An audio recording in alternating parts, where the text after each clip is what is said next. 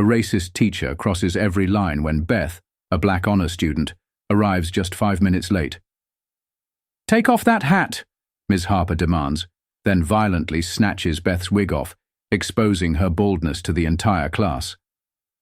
The room falls silent, until Beth does the one thing no one expected. What happens next will leave you speechless. Beth Carter walked the crowded hallways of Westridge High School with her head held high, despite the weight she carried. At 16 years old, the talented junior maintained a perfect GPA while silently battling alopecia, an autoimmune condition that had caused her to lose all her hair. The stylish wig she wore was her armor, protecting not just her appearance, but her privacy in a school where differences were often targeted rather than celebrated. Westridge High prided itself on diversity in its promotional materials. The reality was starkly different. The student body represented many backgrounds, but invisible lines divided the campus. Microaggressions went unchallenged.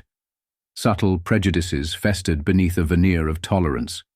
Administrators spoke of inclusion while turning blind eyes to the quiet discrimination that occurred daily within their walls. Ms. Diane Harper stood at the front of her English literature classroom, arms crossed tightly over her chest. At 45, the stern teacher had earned a reputation for academic excellence and rigid discipline. What remained unspoken among minority students was her pattern of heightened scrutiny toward them. The way she questioned their academic integrity, interrupted their discussions, or dismissed their perspectives on literature. Her favoritism was subtle enough to avoid formal complaints, but consistent enough that students of color knew exactly what to expect. For reasons Beth could never fully understand, she had become a particular focus of Ms. Harper's irritation. Despite submitting meticulously researched papers and thoughtful analyses, Beth regularly received curt feedback and public criticism. "Your work lacks depth," Ms. Harper would announce while distributing graded assignments, though Beth's essays demonstrated sophisticated understanding beyond most juniors. The emotional toll mounted daily. Beth struggled to maintain her dignity and privacy regarding her medical condition. Each morning before school, she carefully positioned her wig, ensuring it looked natural, desperately wanting to avoid drawing attention to herself. She knew the moment anyone discovered her baldness, it would become fodder for gossip. The thought of her classmates knowing made her stomach twist into knots. What made the situation more painful was how Ms. Harper seemed to notice everything about Beth, except her intelligence. The teacher perceived her as difficult for asking clarifying questions. She misinterpreted Beth's quiet focus as disinterest. She seemed increasingly irritated by Beth's very presence, despite her exemplary academic performance. That Wednesday morning, Beth sat in the hospital waiting room, anxiously watching the clock. Her quarterly dermatology appointment was running late, and first period would begin in 20 minutes. She texted her mother, "Still waiting. Ms. Harper will not be happy." Beth slipped through the doorway of room 237, exactly 5 minutes after the bell. The classroom fell silent as 30 pairs of eyes turned toward her. She clutched her medical excuse note tightly, feeling the paper crinkle between her fingers. Her dermatologist had insisted on documenting the appointment, knowing Beth's strict English teacher might question her tardiness. Ms. Harper paused mid-sentence, her chalk hovering against the blackboard. She turned slowly, eyes narrowing as they fixed on Beth. "Nice of you to join us, Ms. Carter," Ms. Harper announced, her voice cutting through the silence. "What is the excuse this time?" The emphasis on excuse made it clear she expected nothing legitimate. Several students shifted uncomfortably in their seats. Beth walked forward, extending the note without speaking, her eyes downcast to avoid the stares. Ms. Harper snatched the paper, glanced at it dismissively, then placed it on her desk without comment. "Take your seat. We're discussing Othello's fatal flaw. Perhaps tardiness will prove to be yours." Beth moved toward her desk in the third row, conscious of the whispers that followed.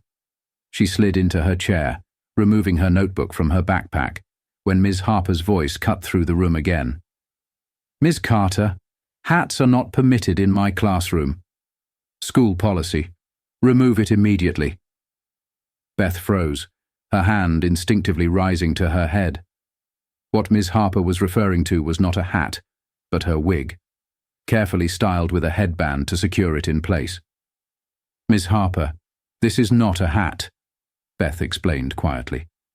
It is medically necessary. I have documentation if it is on your head and not your natural hair, it qualifies as a head covering, Ms. Harper interrupted. The dress code is clear. Remove it now or receive detention. Beth felt her throat tighten. I cannot remove it. It is for a medical condition. I would prefer to discuss this privately. Ms. Harper's eyebrows rose. Are you refusing to follow a direct instruction? The classroom had gone completely silent. The tension was palpable as classmates watched the confrontation unfold. Whispers rippled through the classroom like a current. Beth heard fragments. What's wrong with her? Is she sick? Why can't she just follow the rules? Each word pierced her composure. Beth stared at her notebook, unseeing, as memories flooded back. She was 13 again, sitting in the dermatologist's office as the doctor explained alopecia areata, an autoimmune condition causing her body to attack its own hair follicles. She remembered watching in horror as clumps of her thick, curly hair came away in her hands each morning. The complete hair loss had come gradually, then suddenly. Her mother had wept with her, held her through the nights she could not sleep, helped research the best wigs available. Your beauty goes far deeper than your hair, her mother had insisted. But in the cruel world of high school hierarchies, such wisdom offered little protection. Beth's thoughts drifted to the children's cancer ward at Mercy Hospital, where she volunteered every weekend. There, among children fighting for their lives, baldness was a badge of courage. She remembered 8-year-old Zoe, who had asked Beth to remove her wig during her first visit. See, we match, the little girl had said, patting her own bare head with pride. That moment had transformed Beth's relationship with her condition. In the hospital, she removed her wig freely. There, her baldness connected her to the children rather than isolating her. Now, in Ms. Harper's classroom, Beth summoned that same strength. Beneath her desk, her hands trembled, but she kept her face composed. She would not break. She would not give Ms. Harper the satisfaction of seeing her crumble. Beth opened her literature textbook, focusing on the discussion of Othello's jealousy. She felt Ms. Harper's eyes boring into her, sensed the teacher's growing irritation at being defied, however quietly. The weight of scrutiny pressed down from all sides, classmates stealing glances, Ms. Harper watching her with narrowed eyes, the growing tension building like a thundercloud. Still, Beth took meticulous notes, determined to maintain her academic excellence despite the emotional turmoil. Her pen moved steadily across the page, though her mind raced with anxiety about what might happen next. 20 minutes into the class, Ms. Harper abruptly stopped the discussion on Shakespeare. I see we have an ongoing discipline issue that needs addressing, she announced, placing her book down with deliberate slowness. Ms. Carter seems to believe she is exempt from school policies. Beth looked up, her heart hammering against her ribs. The classroom had gone deathly quiet. Ms. Carter, this is your final opportunity to comply with the dress code and remove your hat, Ms. Harper demanded, her voice rising. This is a matter of classroom authority that I will not have undermined. From the corner of her eye, Beth noticed several students discreetly positioning their phones. They sensed something dramatic was about to occur. The tiny camera lenses pointed in her direction made her stomach clench. Ms. Harper, Beth spoke clearly despite her dry mouth. I respectfully cannot remove it for medical privacy reasons. Perhaps we could discuss this after class with the school nurse present. A flush crept up Ms. Harper's neck, spreading across her face. The teacher's embarrassment at being challenged transformed rapidly into anger. This is not a negotiation, Ms. Harper declared, stepping out from behind her desk. In my 20 years of teaching, I have never encountered such blatant disrespect. Beth sat perfectly still as Ms. Harper strode between the rows of desks, approaching her with purpose. Students were openly recording now, sensing the confrontation had escalated beyond ordinary classroom discipline. "I have documentation from my doctor." Beth tried one last time, her voice barely audible as Ms. Harper loomed over her desk. "What you have is detention," Ms. Harper snapped, "and clearly a lesson to learn about respecting authority." Without warning, Ms. Harper reached out and grabbed what she thought was a headband, but was actually the edge of Beth's wig. With a sharp tug, she pulled it completely off Beth's head. The wig came away in Ms. Harper's hand, revealing Beth's completely bald scalp to the entire class. A collective gasp filled the room. For 3 terrible seconds, absolute silence followed. Then came the reactions: sharp intakes of breath, nervous laughter from the back row, the unmistakable sound of camera shutters from multiple phones. Beth sat motionless, exposed in the most profound way possible. The cool air of the classroom against her bare scalp felt like a physical assault. She did not reach up to cover herself. She did not lunge for the wig that now dangled from Ms. Harper's hand. She remained perfectly still, tears welling in her eyes, but not falling. Even Ms. Harper seemed momentarily frozen, clearly not having expected complete baldness beneath what she had thought was merely a decorative headpiece. But rather than apologize, the teacher's face hardened as she sought to regain control of the situation. "Next time, follow the dress code," Ms. Harper stated coldly, dropping the wig onto Beth's desk. "The rules apply to everyone." The cruelty of the response hung in the air. Several students looked away, uncomfortable with witnessing such humiliation, but unwilling to intervene. Others continued recording, ensuring the moment would live well beyond this classroom. With deliberate movements, Beth gathered her textbook and notebook. She picked up her wig but did not put it back on. That private ritual required a mirror and careful adjustment, not the trembling hands she now possessed. Instead, she placed it gently in her backpack, zipped it closed, and stood. Without a word, without meeting anyone's gaze, Beth walked toward the door. Her posture remained straight, her pace measured. She did not run. She did not hide her head. She walked with the quiet dignity that had always been her hallmark, even as tears began to slip down her cheeks. The door closed behind her with a soft click that somehow sounded final. Beth made her way to the nearest bathroom, entered a stall, and only then allowed herself to break. Her shoulders shook with silent sobs as the full weight of what had just occurred crashed down upon her. The violation, the humiliation, the cruelty of it all. Yet even in this moment of profound pain, something within Beth remained unbroken. As her tears subsided, she stood up straight, wiped her face, and looked at herself in the mirror, bald head and all. "They can take my wig," she whispered to her reflection. "But they cannot take my dignity." She knew videos of the incident would already be circulating. By tomorrow, everyone would know. There was no going back to anonymity. Whatever came next, she would face it without hiding.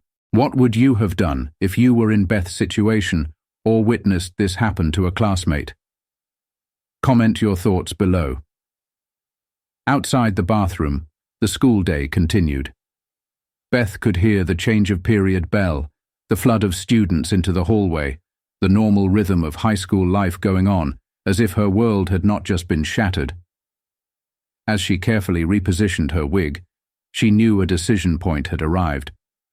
How she responded to this public humiliation would define not just how others saw her, but how she saw herself. The morning after the incident, Beth stood at the entrance of Westridge High, her heart pounding fiercely against her ribs. She had spent hours debating whether to return, finally deciding that hiding would only compound her humiliation. Her wig was perfectly positioned, but she knew it no longer concealed anything. The truth had been exposed in the cruelest way possible. The whispers began the moment she entered the building. Students fell silent as she passed, then erupted in hushed conversations behind her. Fragments reached her ears. Completely bald. Ms. Harper yanked it off. Video has thousands of views already. Beth kept her eyes forward, her pace steady, despite the crushing weight of so many stares. By second period, Beth had received a message to report to Principal Watkins' office immediately. As she approached the administrative wing, she saw her mother already waiting, face tight with barely contained anger. The sight of her mother's protective fury gave Beth strength. Inside the principal's office, Ms. Harper sat rigidly in one of the chairs facing the principal's desk. She did not turn when Beth and her mother entered. "Please sit down," Principal Watkins said, his normally friendly face solemn. "Mrs. Carter, Beth, thank you for coming. We need to discuss yesterday's incident in Ms. Harper's classroom." "Incident?" Mrs. Carter repeated incredulously. "My daughter was assaulted and humiliated by a teacher in front of an entire class. Videos of her traumatic experience are circulating throughout the school and online. This goes well beyond an incident." Ms. Harper stirred. "I was enforcing dress code policy," she stated defensively. "Beth refused multiple direct requests to remove her hat. I had no way of knowing—" "It was not a hat," Beth interrupted quietly but firmly. Every head turned toward her. "I told you it was medically necessary. I offered to show documentation. You chose not to listen." Principal Watkins leaned forward. "Beth, would you be willing to explain your medical situation? It might help us address this appropriately." Beth took a deep breath. "I have an autoimmune condition called alopecia universalis. My immune system attacks my hair follicles, causing complete hair loss over my entire body. I was diagnosed 3 years ago." Her voice remained calm, dignified. "There is no cure. The wig allows me privacy about my condition. Or it did, until yesterday." Ms. Harper's face remained impassive, though a slight tightening around her eyes suggested discomfort. "Ms. Harper had no right to touch my daughter, let alone forcibly remove her wig," Mrs. Carter stated firmly. "We are considering legal action." Principal Watkins nodded gravely. "I understand your position entirely, Mrs. Carter. This situation represents a serious lapse in judgment and professional conduct." "There is something else you should know," Beth continued, her voice growing stronger. She opened her phone and pulled up a photo gallery. "This is why my medical privacy matters to me, but also why I have perspective about what happened yesterday." She handed her phone to Principal Watkins. The screen showed Beth, without her wig, surrounded by smiling children, all of them bald. "I volunteer at Mercy Children's Hospital every weekend with young cancer patients," Beth explained. "Many of them lose their hair during chemotherapy. It devastates them initially, especially the girls. They feel like they have lost their identity along with their hair." Principal Watkins swiped through the photos, his expression softening. Ms. Harper remained silent, though she glanced at the images with growing uneasiness. "I started making decorative head wraps and small wigs for the children," Beth continued. "Wearing a wig myself helps normalize it for them. I show them that beauty is not defined by hair. When I visit, I often remove my wig so they see someone who looks like them living confidently." She reached for her phone and found a specific photo, Beth with her arm around a young girl, both of them bald and beaming. "This is Zoe. She was terrified to go back to school after losing her hair. After a few weeks of talking with me, she found the courage. She calls us the Bald Beauties." Beth's voice wavered slightly. "Yesterday in class, you took away my choice to share my condition on my own terms. The very thing I helped these children prepare for, public exposure and potential ridicule, was forced upon me by my teacher." Principal Watkins turned to Ms. Harper, whose composure had finally begun to crack.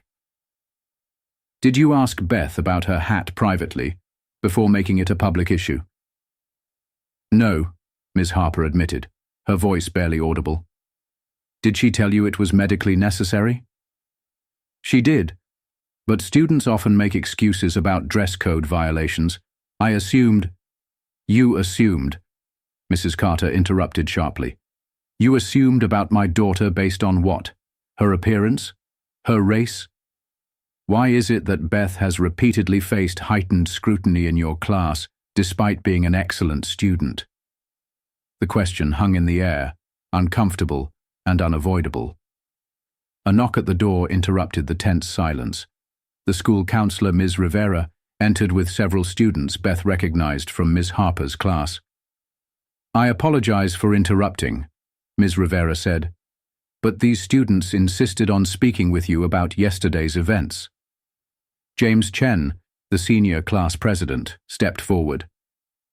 We wanted to confirm Beth's account. We were all there. Ms. Harper did not give Beth any opportunity to explain privately. She humiliated her in front of everyone. Zach Williams, a quiet student who rarely spoke in class, added, Beth never causes problems. She always follows rules. Ms. Harper has been especially harsh with her all year. Lucia Gonzalez, another student, spoke up. I have a copy of the video if you need to see exactly what happened. And she hesitated, then continued firmly. This is not the first time Ms. Harper has singled out students of color for stricter enforcement of rules. Principal Watkins nodded. Thank you all for coming forward. Your perspectives are important in understanding the full context. Ms. Rivera confirmed Beth's volunteer work. Beth's program at Mercy Hospital is exceptional. The hospital administrator called me last month specifically to commend her compassion and dedication. They credit her with significant emotional improvement in several young patients. As more details emerged, a clear shift occurred in the room. What began as a discussion of a dress code violation had transformed into an examination of prejudice, assumptions, and abuse of authority. Principal Watkins' expression grew increasingly troubled as he looked at Ms. Harper. Ms. Harper, I will need to place you on administrative leave pending a full investigation, he stated firmly. For the first time since the meeting began, Ms. Harper's composure completely crumbled. Her shoulders slumped, and her voice broke as she spoke. I have been unfair to Beth, she admitted, tears filling her eyes. But you do not understand why. Ms. Harper's hands trembled as she opened her purse and removed her wallet. From inside, she pulled out a small photograph and placed it on the desk. This is my daughter, Mariah, she said quietly. She was diagnosed with leukemia 3 months ago. Last week, she lost the last of her hair from chemotherapy. A stunned silence filled the room. Beth stared at the photo of a young girl with a bright smile, taken clearly before her illness had advanced. Mariah is 13, Ms. Harper continued, her voice breaking. When her hair began falling out, she refused to leave her hospital room. She will not look in mirrors. She will not see her friends. She says she feels like a freak. The teacher's composure dissolved completely. When I saw Beth's wig, it triggered something in me. I was suddenly so angry that my daughter is suffering while others get to hide their condition and live normally. Principal Watkins leaned back in his chair, processing this unexpected revelation. I had no idea about your daughter, Diane. I am deeply sorry your family is going through this. However, it does not excuse what happened. I know, Ms. Harper whispered. I projected my pain onto Beth. It was unprofessional and cruel. I am ashamed of my behavior. Beth sat very still, absorbing this information. The antagonist who had tormented her was fighting her own private battle.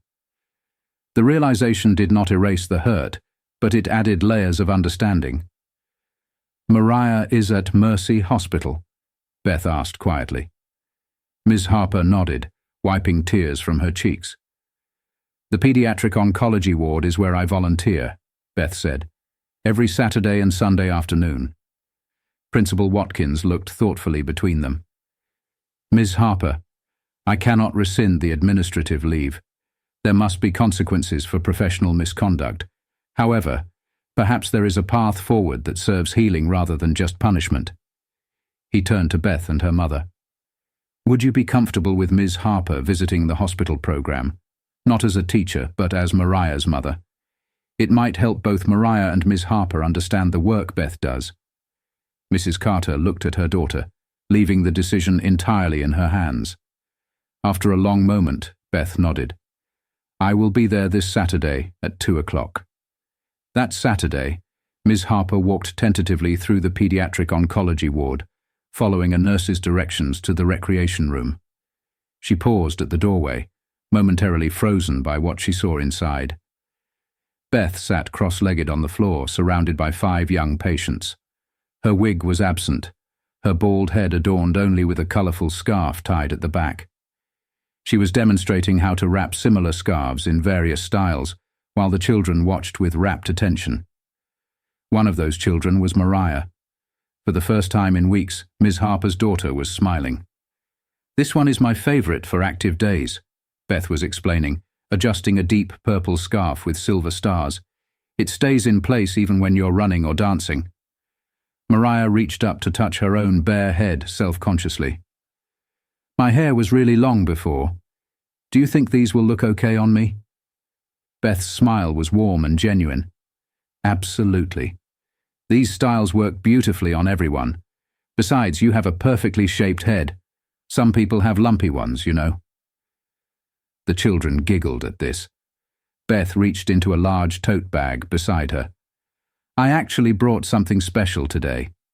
She pulled out a small, expertly crafted wig with soft brown curls, decorated with a butterfly clip.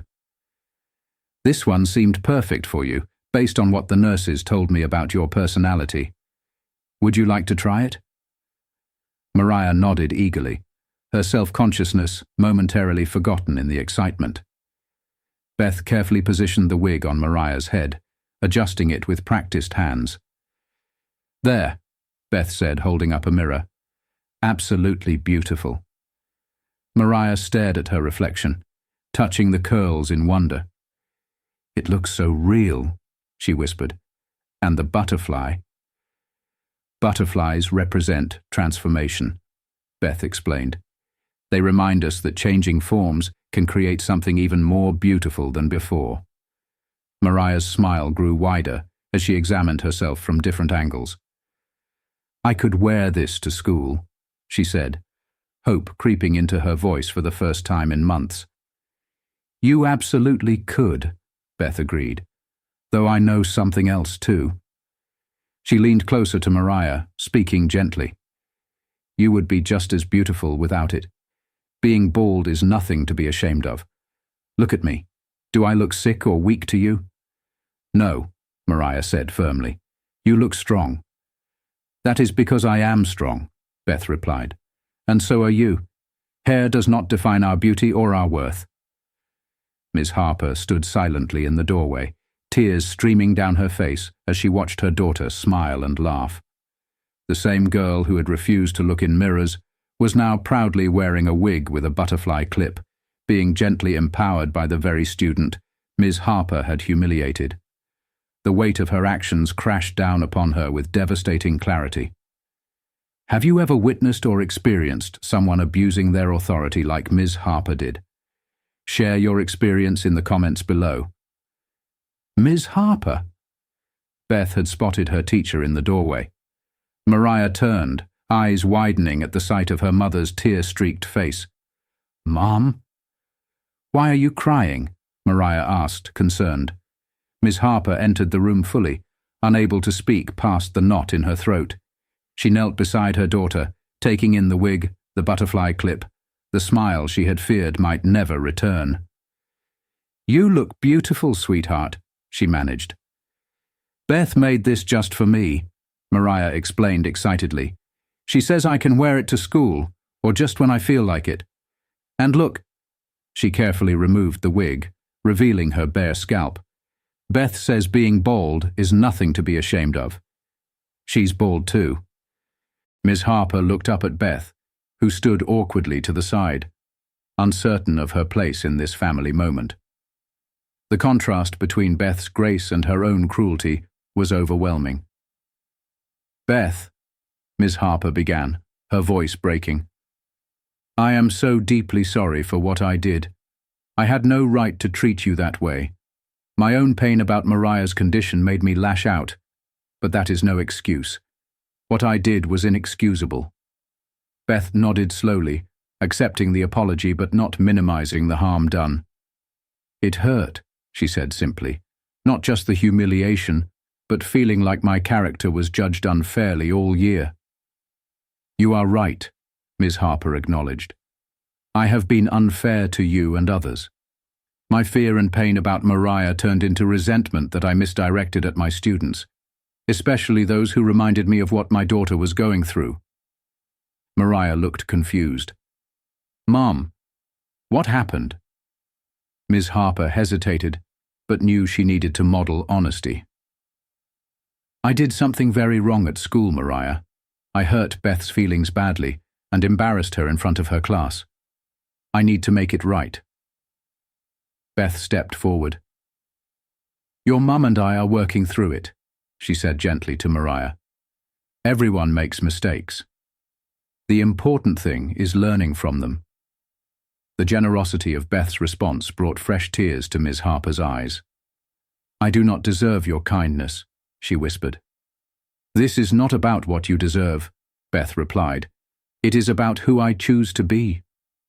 The two stood in momentary understanding, teacher and student, both recognizing the unexpected connection their pain had created. Monday morning arrived with a nervous energy permeating Ms. Harper's classroom.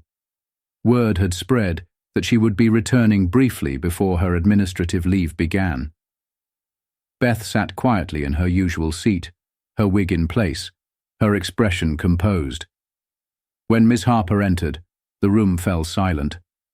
She looked different somehow, humbled, her usual rigid demeanor replaced by genuine vulnerability. "Before I begin today's lesson, I have something important to address," she said, her voice steady despite her obvious emotion. "With Beth Carter's permission, I need to speak about what occurred in this classroom last week." All eyes darted between Ms. Harper and Beth, who gave a small nod of consent. "What I did was wrong," Ms. Harper stated clearly. "I abused my authority as your teacher. I violated Beth's dignity and privacy. I made assumptions without seeking understanding. There is no excuse for my behavior." Students shifted uncomfortably, unused to hearing a teacher admit such profound wrongdoing. "Beth has shown remarkable grace in the aftermath of my inexcusable action," Ms. Harper continued. "She helped me understand that my behavior stemmed from my own pain regarding my daughter's cancer treatment and hair loss.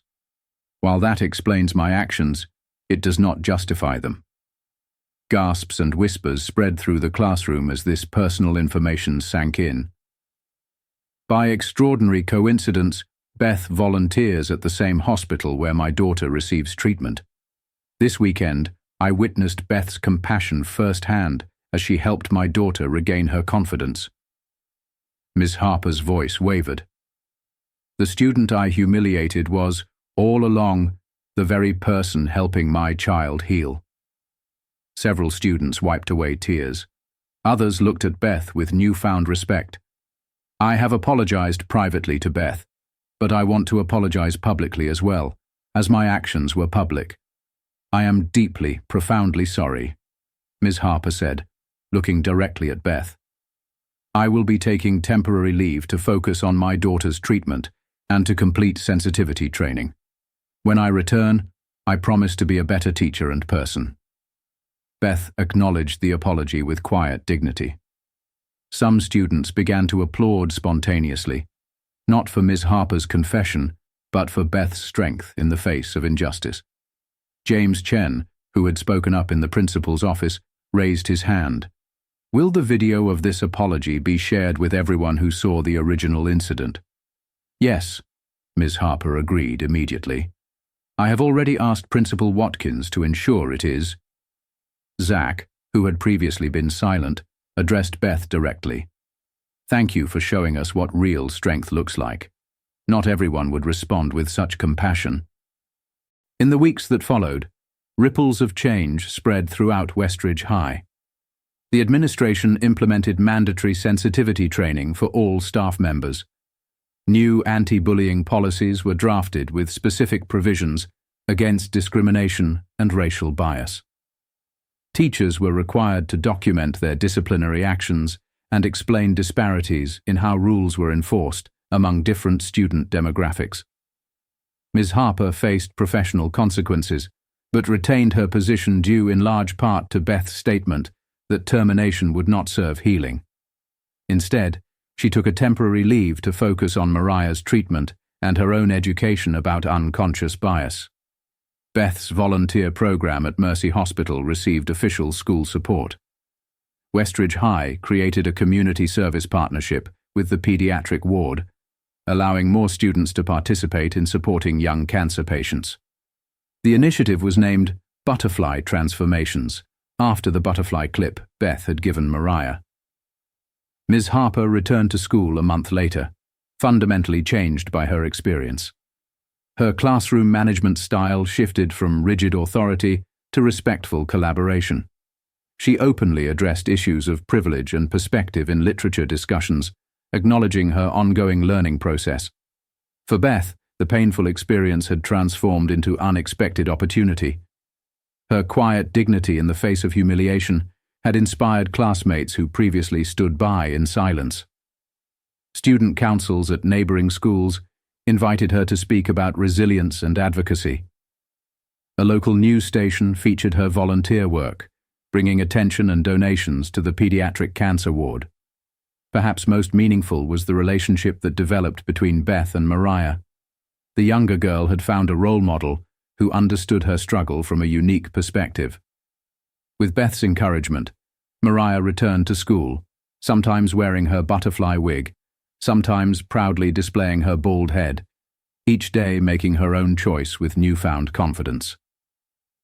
6 months after the incident that changed Westridge High School forever, Beth stood at a podium in the school auditorium, addressing a crowd of students, teachers, and parents.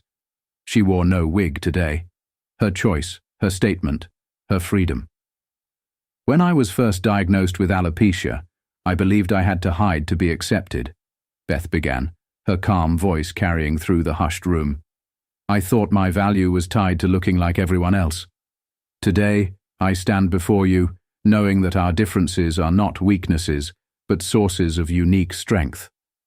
The audience listened intently as Beth officially launched the Westridge Student Support Alliance, a group she had created for students with medical conditions, visible or invisible. What began as her solitary struggle had transformed into a community of support that spanned beyond the walls of Westridge High.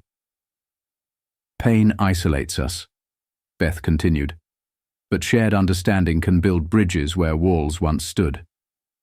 Every student deserves to be seen for their character, not judged by their appearance or circumstances. In the front row, Ms. Harper nodded, her eyes reflecting pride in the student who had taught her more than any professional development course ever could. Since returning to teaching, Ms. Harper had become an unlikely but passionate advocate for tolerance and cultural sensitivity. Her classroom now featured literature from diverse perspectives, and discussions often centered on examining prejudice in all its subtle forms.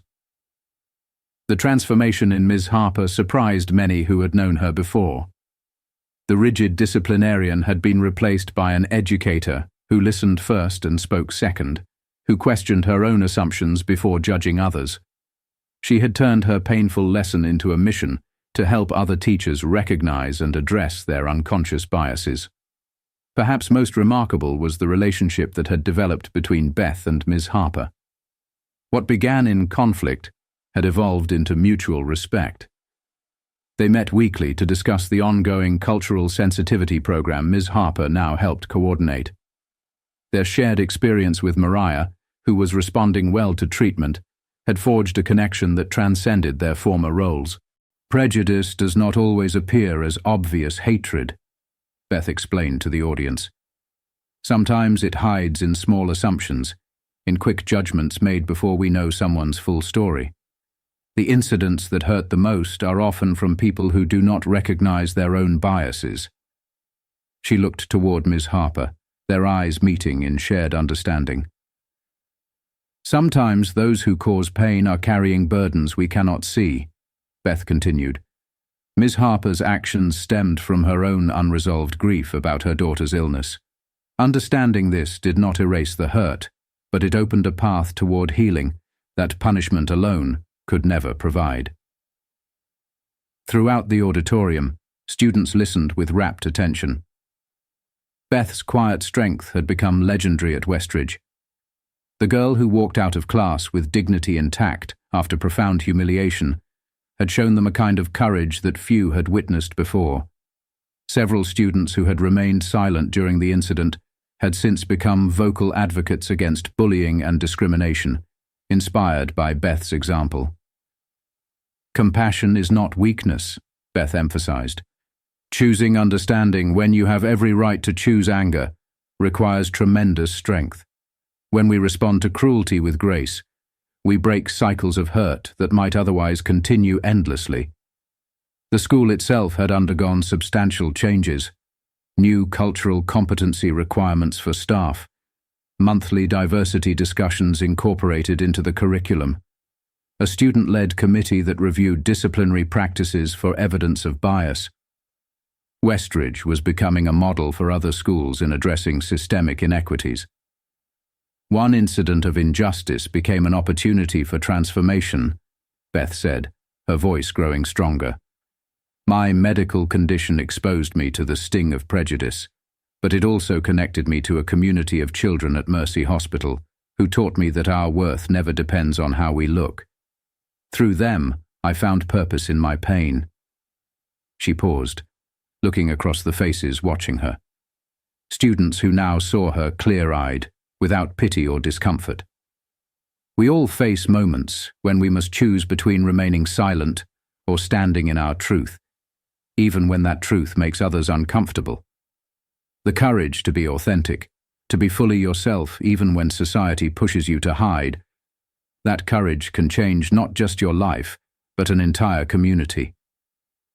Beth gestured toward the stage wings, and 20 students joined her, some with visible medical conditions, others whose challenges remained hidden. Together, they represented the alliance she had built from her solitary struggle. This is the beginning, Beth said, of ensuring that no student at Westridge faces discrimination or humiliation alone again. Whatever makes you different also makes you powerful. The audience rose in a standing ovation. Ms. Harper was the first on her feet, tears streaming unashamedly down her face. The teacher who had once been the source of Beth's greatest humiliation now stood as witness to the extraordinary healing that can occur when courage meets compassion. There is profound power in a single person's dignity when confronted with prejudice.